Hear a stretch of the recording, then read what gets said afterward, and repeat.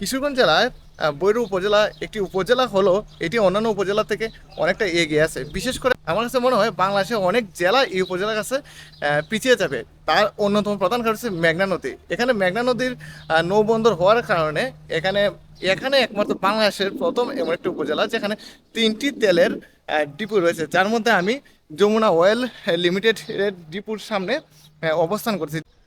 এখানে অসংখ্য তেলের গাড়ি রয়েছে, যেগুলা এই এখানে অপোজিটে যে পেট্রোল পাম্পটা রয়েছে ওইখান থেকে তেল লুট করে বাংলাদেশের বিভিন্নখানে চলে যায়।